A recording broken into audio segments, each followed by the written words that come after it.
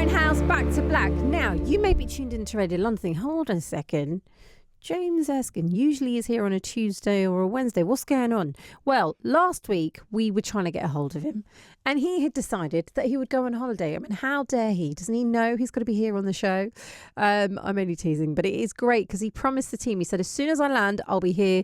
I'll be in Radio London. And he's done just that. He's looking very sun-kissed, I must say. It's a key part of the show, Ready, Tech, Go.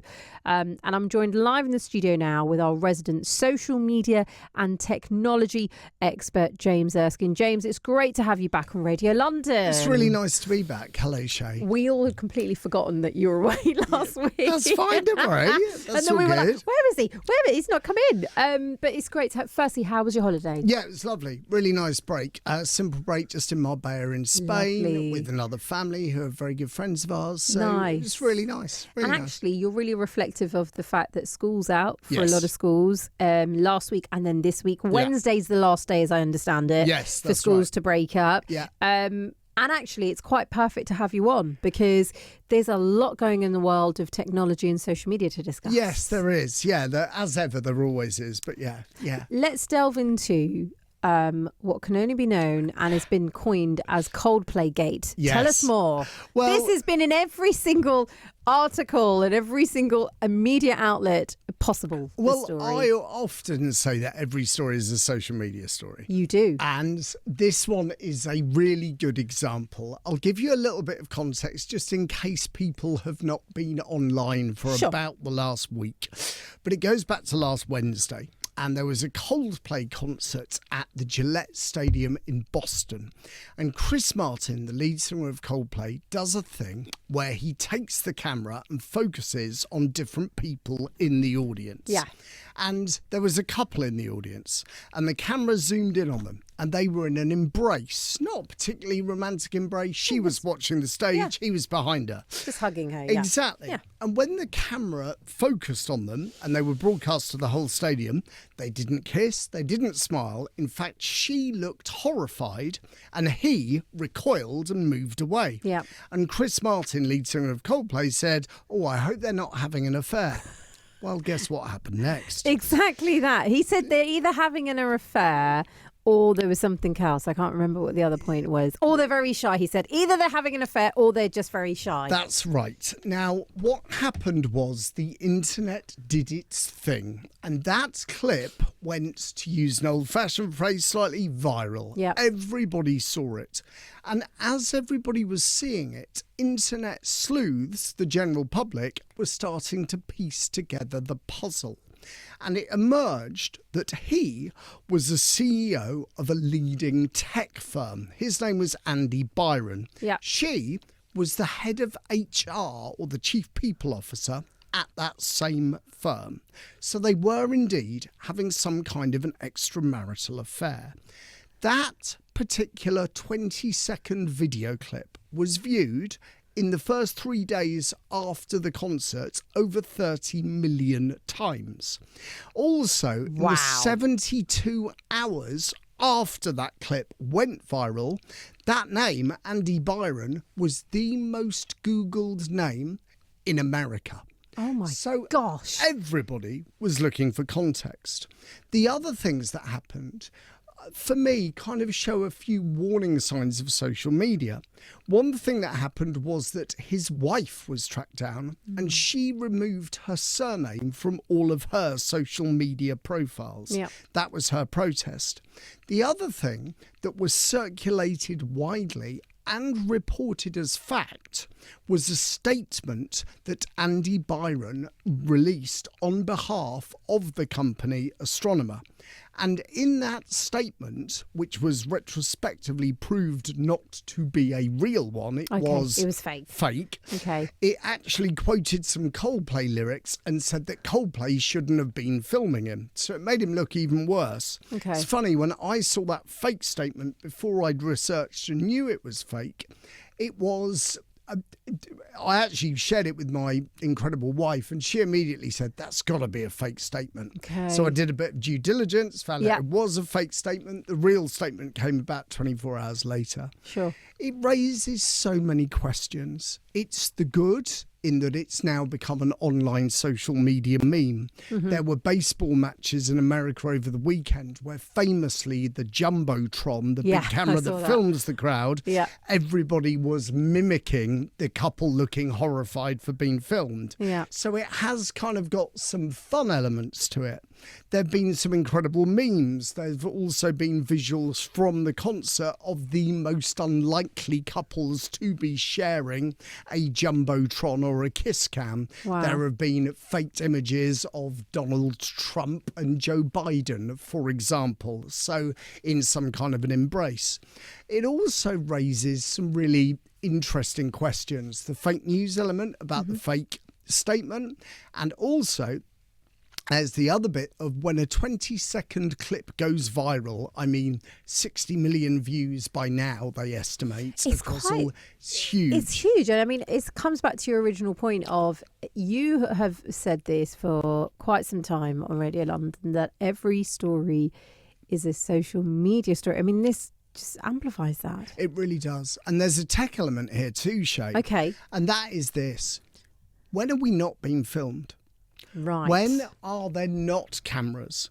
When can we? I'm not suggesting anybody listening or anybody here should explore having an affair of any kind outside of their relationship or marriage. But are there any spaces now where we can't get away with what we want to? Are there any spaces in public where we can't get away with things we shouldn't be doing? And the other thing that's interesting is in the fake statement, they did push back against Coldplay. Now, this was disproved to be a fake statement, but it does raise interesting thoughts on what are the legalities of being filmed in public. Now, it's interesting, actually, if you do look into the legalities. And remember, I've spent a lot of my career working in influencer marketing. Yeah.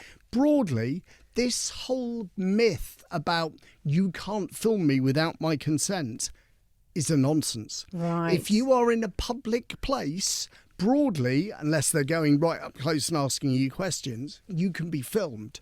So if it's in public and there are cameras about, Be careful. be careful.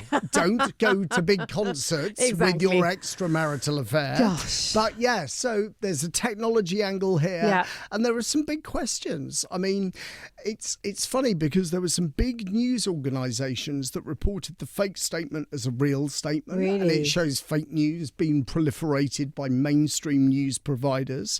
What does it mean when ordinary people can go viral? Because you might say he's in a position of responsibility being a Yeah. CEO, but how much privacy is he entitled to? So It's endless, and I think this is going to be one that we'll be unpacking for months to come, actually, because there are still people, even though it's been viewed nearly 60 million times, there are still people who are discovering this story. In fact, listening to Radio London right now, who are Yep. going to think, I need to see what is going on here.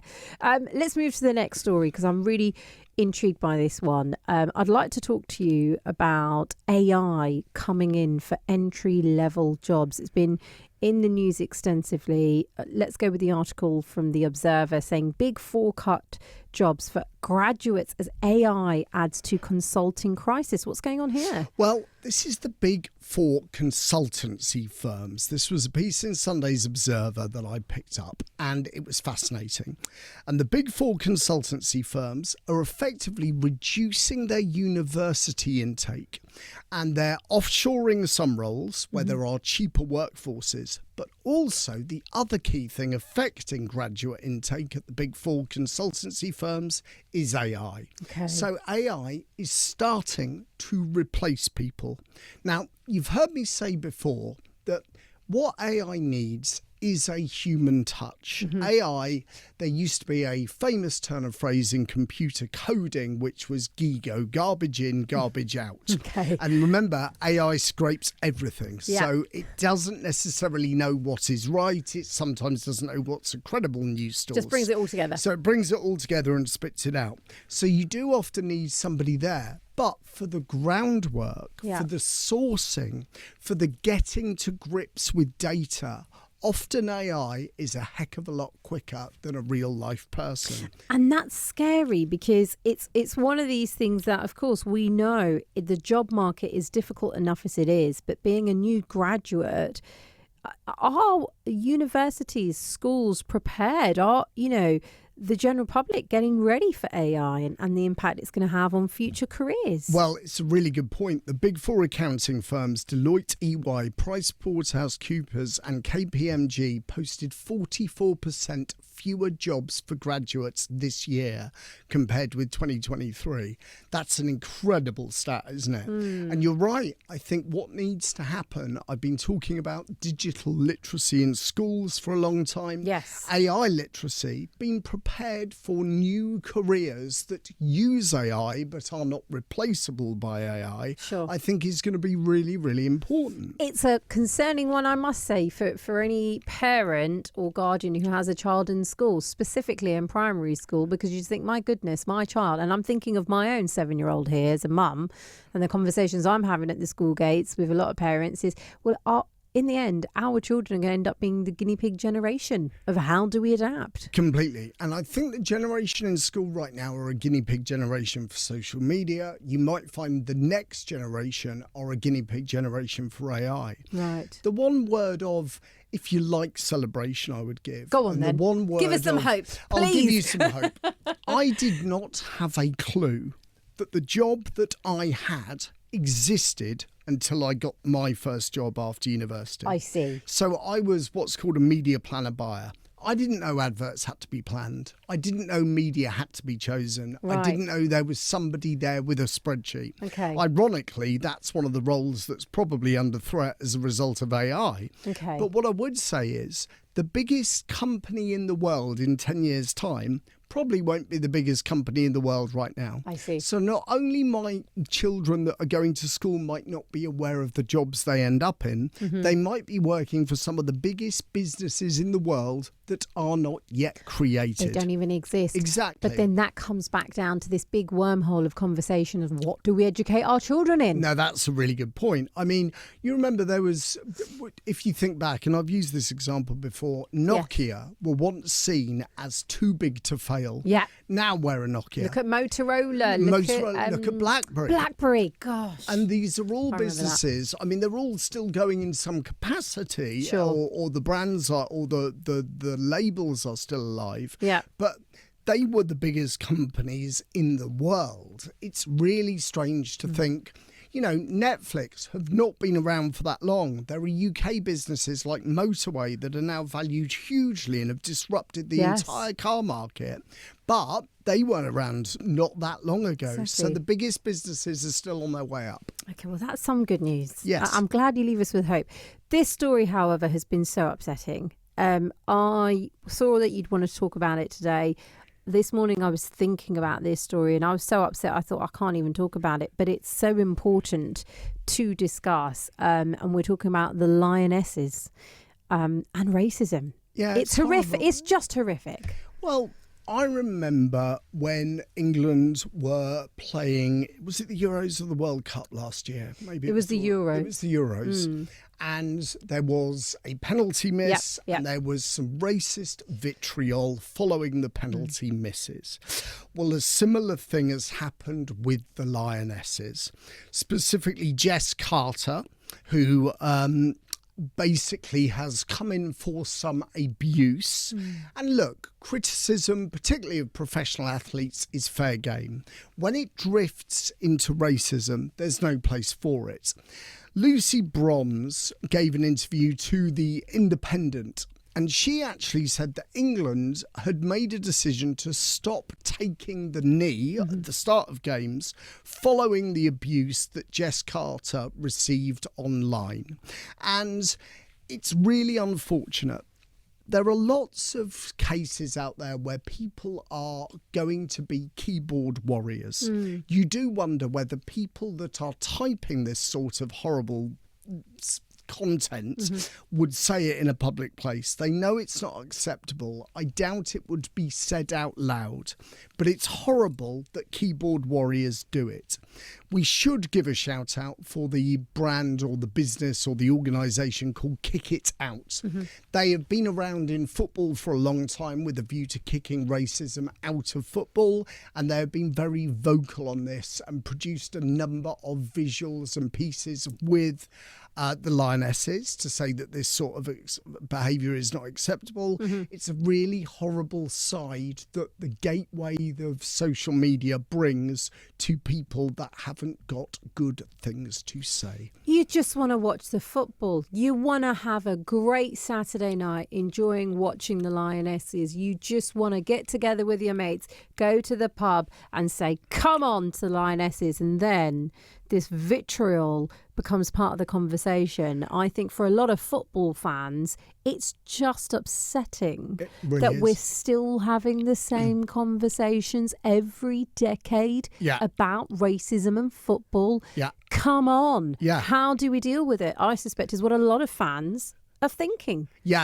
I mean, it's interesting. This piece in The Independent says the Lionesses have taken the knee before games since the murder of George Floyd in 2020. But before the game on Tuesday against Italy, they will stand. And in a statement, the Lionesses said, we and football need to find another way to tackle racism. While the anti-discrimination group Kick It Out backed the players' decision and called on social media companies to do more to combat racist abuse. You have it. You said at the beginning of our chat, James, every story is a social media story. Completely. And it comes back around to that. As much as people can say, we hate this, stamp out racism, you've got the footballers saying, we hate this, stamp out racism. You've got the federation, everyone. Where does social media companies come into play here? Because surely there are algorithms to stamp this out. You would think, and I think a key theme that we will see with social media is one around regulation. How is it regulated? Because, Shay, you and I have been talking for years. I remember saying when X was Twitter, they get around being regulated by saying they are not a media owner, they are just amplifying other people's stuff.